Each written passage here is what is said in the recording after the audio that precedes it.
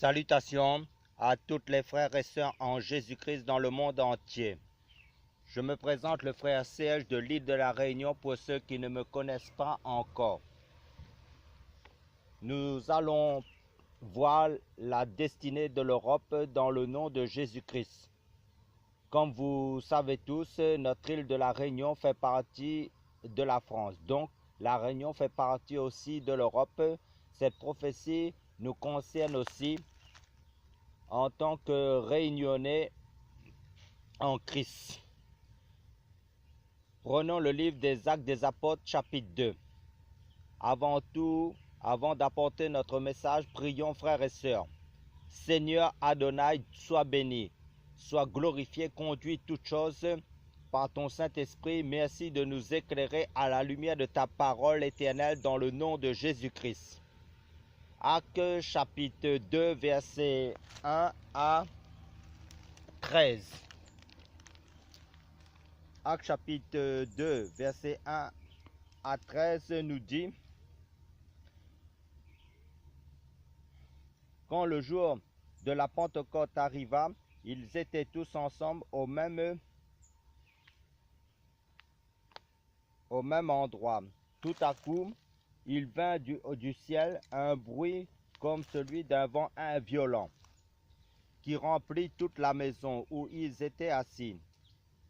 Des langues qui semblaient de feu leur apparurent, séparées les unes des autres, et elles se posèrent sur chacun d'eux. Ils furent tous remplis du Saint-Esprit et se mirent à parler en d'autres langues, comme l'Esprit leur donnait de s'exprimer. Or, il y avait en séjour à Jérusalem des Juifs, hommes pieux, venus de toutes les nations qui sont sous le ciel. À ce bruit, ils accoururent en foule et ils furent stupéfaits parce que chacun les entendait parler dans sa propre langue. Ils étaient tous remplis d'étonnement et d'admiration et ils se disaient les uns aux autres: ces gens qui parlent ne sont-ils pas tous galiléens? Comment se fait-il donc que nous les entendions chacun dans notre propre langue, notre langue maternelle? Pardes, Mèdes, Élamites et habitants de la Mésopotamie, de la Judée, de la Cappadoce, du Pont, de l'Asie, de la Phrygie, de la Pamphylie, de l'Égypte, du territoire de la Libye voisine, de Cyrène, et résidents venus de Rome, juifs et de naissance ou par conversion, Crétois et Arabes, nous les entendons tous, nous les entendons parler dans notre langue des merveilles de Dieu. Tous remplis d'étonnement et de ne sachant que penser, ils se disaient les uns aux autres: qu'est-ce que cela veut dire? Mais d'autres se moquaient et disaient: ils sont pleins de vin doux. Amen. Là, ce qu'il faut comprendre, Dieu dans son amour va convoquer toutes les nations. Toutes les nations étaient convoquées ici il y a 2000 ans à Jérusalem. Pourquoi? Pourquoi Jérusalem? Jérusalem, c'est la ville du grand roi, c'est le fondement de la paix. Dieu veut établir son royaume de 1000 ans sur terre. Un royaume de paix universel sur toute la terre. Pour les lecteurs de la Bible, rappelez-vous dans le livre de la Genèse, chapitre 11, le même Dieu avait confondu le langage des hommes dans le livre de la Genèse. Ils ne s'entendaient plus les uns avec les autres. Les hommes étaient dans la confusion à cause de leur rébellion contre Dieu. Cela a provoqué la colère du Seigneur. Dieu a confondu leur langage et comme les hommes ne s'entendaient plus les uns avec les autres, ils se sont divisés et ils se sont dispersés sur toute la surface de la terre. Et là, dans les Actes des Apôtres, chapitre 2, bien longtemps après, Dieu convoque toutes les nations à Jérusalem. Au verset 10, il nous est dit: ceux qui sont venus de Rome étaient aussi présents à ce moment-là. Donc les ancêtres des Européens étaient présents, c'est-à-dire les Romains, pendant ce feu de réveil. Amen. C'est-à-dire à la naissance de l'Église à Jérusalem. Et ces Romains sont repartis chez eux, dans leur pays, avec ce feu de réveil en Jésus-Christ en Europe. Et ils ont dû raconter probablement ces faits qui se sont passés à Jérusalem à ce moment-là dans leur pays. Prenons aussi le livre du prophète Daniel chapitre 7. Le livre du prophète Daniel chapitre 7 à partir du verset 7 à 8. Nous faisons la lecture. Après cela, j'ai vu dans mes visions nocturnes une quatrième bête, redoutable, terrible et extraordinairement puissante. Elle avait eu de grandes dents de enfer, elle mangeait, brisait, piétinait ce qui restait. Elle était différente de toutes les bêtes précédentes et avait 10 cornes. Je regardais les cornes et j'ai vu une autre petite corne sortie du milieu d'elle. 3 des premières cornes ont été arrachées devant elle. Sur cette corne, il y avait des yeux pareils à ceux d'un homme et une bouche qui parlait avec arrogance. Là, nous voyons il y a 2000 ans en arrière, le prophète Daniel nous décrit la quatrième bête concernant l'Empire romain. Et comme vous savez, selon l'histoire, la majorité de l'Empire romain dirigeait toute l'Europe d'aujourd'hui, qui est déjà reconstituée sous nos yeux actuellement, qui est l'Europe. Au verset 8, il nous est dit, je considérais ces cornes et voici une petite corne une petite corne sortie du milieu d'elle et 3 des premières cornes furent arrachées par elle. Et voici, il y avait en cette corne des yeux d'homme et une bouche qui proférait de grandes choses. Cette petite corne, c'est l'image de l'Antichrist. Une préfiguration de l'Antichrist. Cette prophétie de Daniel chapitre 7 par rapport à la quatrième bête, c'est le gouvernement de l'Antichrist révélé dans le livre d'Apocalypse chapitre 13 que nous verrons dans un moment. Donc, nous pouvons en déduire facilement que l'Antichrist, le dictateur mondial, sortira de l'Europe, du quatrième empire, qui est la représentation de cette petite corne. Il sera d'origine juive et en même temps un Européen. Et comme vous savez, il y a beaucoup de Juifs en Europe, des Juifs européens. Prenons l'évangile de Jean,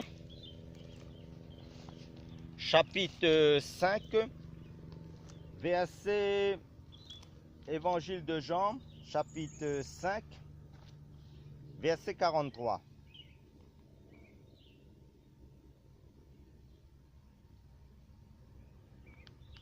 Qui nous déclare,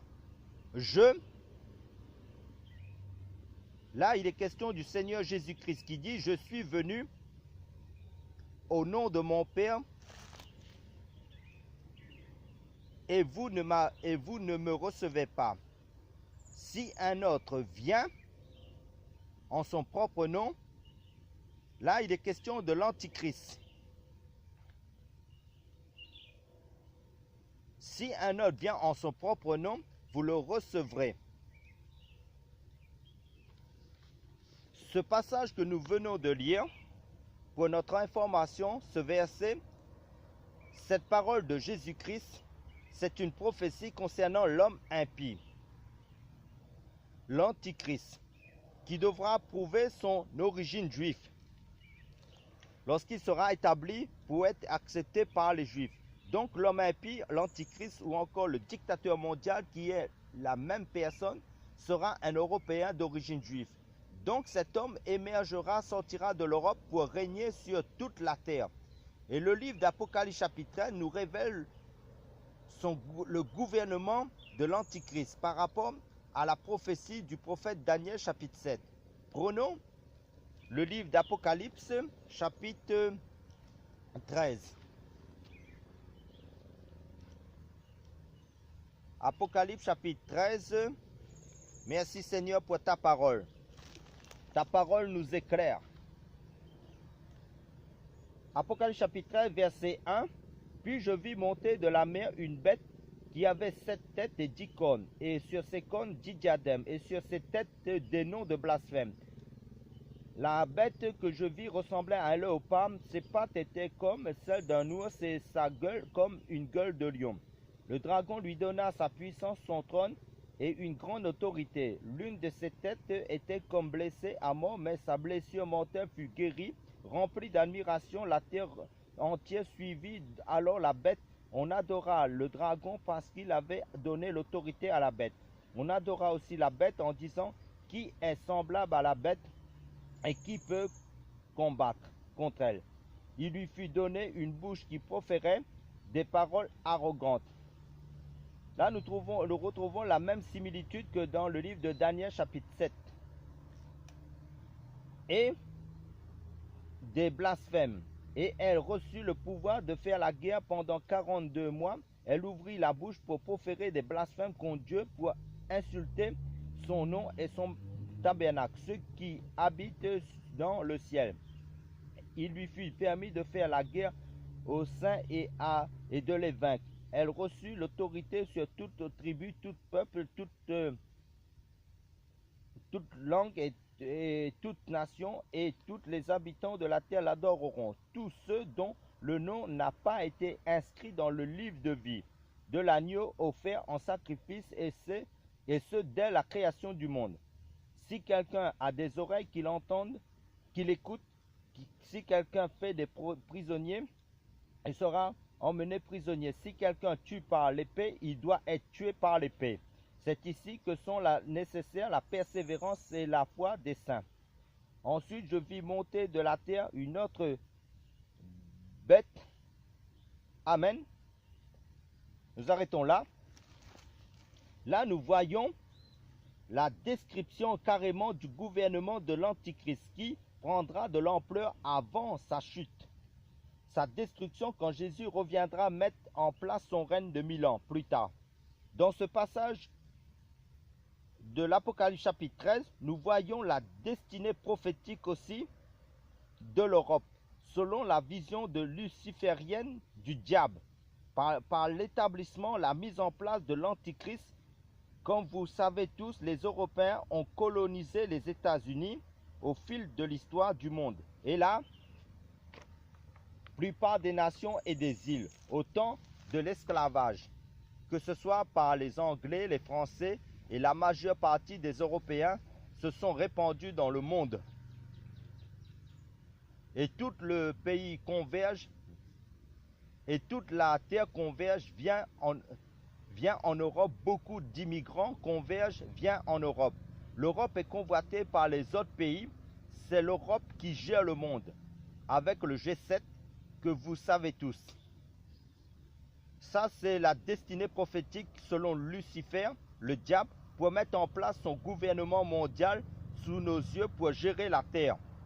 Mais dans tout ça, Dieu a tracé aussi une autre destinée prophétique pour ses enfants, c'est-à-dire son Église en Jésus-Christ. Car parmi les Européens, les Africains, dans les îles des nations, Dieu a beaucoup de ses enfants en Jésus-Christ. C'est pour cela, comme nous avons lu dans le livre des Actes des Apôtres, chapitre 2, les nations et les ancêtres des Européens étaient présents à Jérusalem, c'est-à-dire les gens de Rome. Et nous pouvons en déduire qu'ils ont dû certainement parler, raconter tout ce qui s'est passé au jour de la Pentecôte quand ils sont retournés à Rome, c'est-à-dire en Europe. Comme nous savons que les hommes aiment dans leur nature parler des faits qui s'est passé, ils ont dû témoigner de cela. Malgré cela, Dieu avait un plan aussi. Prenons le livre des Actes des Apôtres, chapitre 26. Actes des Apôtres, chapitre 26, à partir du verset 9.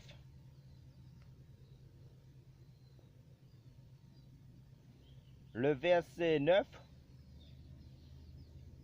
nous lisons: pour ma part, j'avais cru devoir agir vigoureusement contre le nom de Jésus de Nazareth.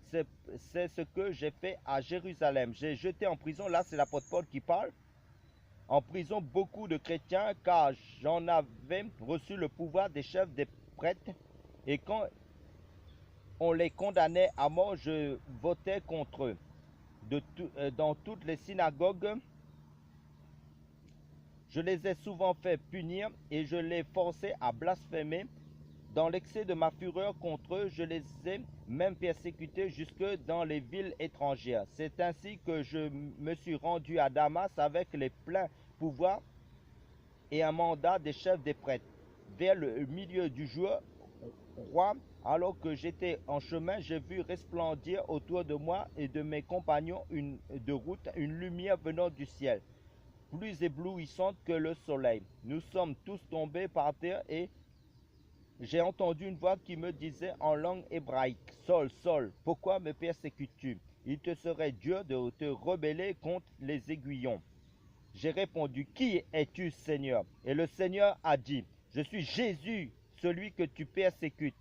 Mais lève-toi et tiens-toi debout, car je te suis apparu pour faire de toi le serviteur et le témoin de ce que tu as vu et de ce que je te montrerai.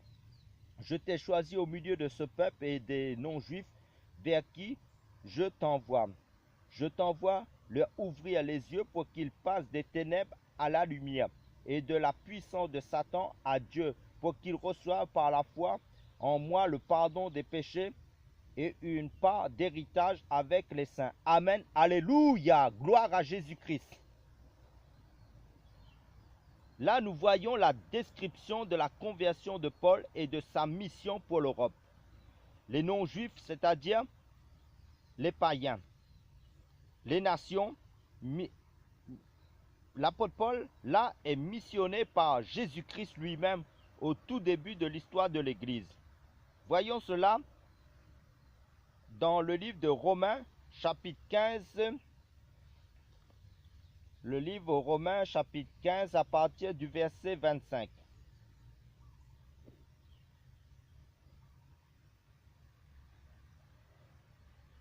Qui nous dit, « Maintenant, je vais à Jérusalem pour servir les saints. » C'est toujours l'apôtre Paul qui parle. En effet, les églises de la Macédoine et de l'Achaïe ont bien voulu organiser une collecte en faveur de ceux qui sont pauvres parmi les saints de Jérusalem. Elles l'ont bien voulu et elles le leur devaient. Car si les non-juifs, c'est-à-dire les nations non-juifs, ont eu part aux avantages spirituels des juifs, ils doivent aussi les assister par leurs besoins matériels. Dès que j'aurai réglé cette affaire et que je leur aurai remis ces dons, je partirai pour l'Espagne et je passerai chez vous. Amen. Le plan de Dieu, Dieu a suscité l'apôtre Paul pour répandre l'évangile en Europe. L'apôtre Paul, au tout début de l'Église, a foulé avec ses pieds l'Europe pour révéler Jésus-Christ, notre Dieu, notre Sauveur. Paul a été un homme de réveil. Si vous consultez l'itinéraire de ses missions en Europe, son parcours, malgré que Satan contrôle le 4e empire romain, au début de l'ère de l'Église, Dieu a suscité ses enfants pour répandre la vérité de l'évangile du salut dans le monde.